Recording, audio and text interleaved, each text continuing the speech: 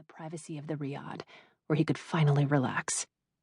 He was still drained from the unbinding ceremony he'd performed to free Nalia from her bottle less than 24 hours before. Being in those horrible human planes hadn't helped much either. It was unnatural spending so many hours in the sky. "Nalia, does that street look familiar?" Malek asked. He pointed to an alleyway leading away from the De'Ama. "I'm afraid I can't help you, Malek," she said, her voice cold. "Whenever you brought me here, I was in a bottle around your neck." "Nice, sister," Zanari said. She gave Nalia an appreciative nod, and Malek cursed under his breath in Arabic.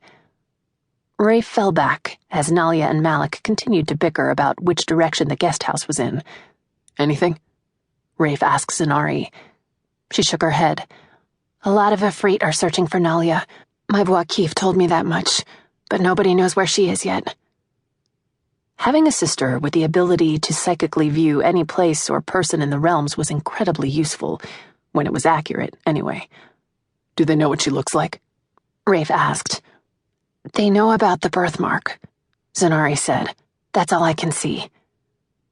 Nalia had already made sure to glamour her eyes, turning them shaitan gold instead of the telltale Gan-Asari violet that would get them all killed.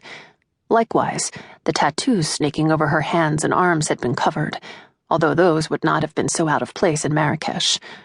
Already, several women had called out to her and Zanari from behind the veils covering their faces, waving around cards with henna designs that looked very much like the tattoos hiding under Nalia's glamour. But the birthmark on her cheek was something she wouldn't disguise. It wasn't the best time, Nalia reasoned, to offend the gods by covering up a sign of their favor. Raif frowned. "I'll feel a lot better once we stop moving." "No chance of that anytime soon," Zanari said, with a nod at Malek. The Parjin had promised that the riad he was taking them to was safe, a discreet hotel with only 8 rooms, hidden in the folds of the Medina's confusion of narrow alleyways and streets. The ancient sector of Marrakesh was the perfect hiding place for them, but what made it ideal was also the thing that was keeping them from finding their way around it themselves. They'd been in the square for only 15 minutes, but that was long enough to be ambushed by the enemy. "I can tell you this much," Zanari continued. "Kalar wants Nalia to disappear. I don't think we should expect an all-out battle. She'll want to do this quietly." The Ifrit Empress had her very best killers scouring Earth, but after killing Haran, Nalia had proven that highly skilled assassins, even ghouls with dark powers, weren't enough to take down the last of the royal Gan-Asari. "This place is crawling with Ifrit," Raif said. Zanari nodded. "Can't see any, though." "Probably disguised, but if we feel them, they feel us." Raif's eyes swept the crowded square. Nobody seemed to be paying Nalia any attention, but it would take only one mistake to alert the Ifrit. As Malek turned to say something to her, Nalia's headscarf slipped down. His hand reached out to adjust it. In seconds, he'd secured the scarf so that it twisted around Nalia's neck and head like those of the Moroccan women in the square. "He's a man of many talents, isn't he?" Zanari said wryly. "Half the time, I don't even think Malek's touching her on purpose," Raif said. "He's just so used to doing what he wants with her." It bothered him that sometimes Nalia didn't seem to notice Malek's closeness, the way they moved in tandem, how she always came when he called.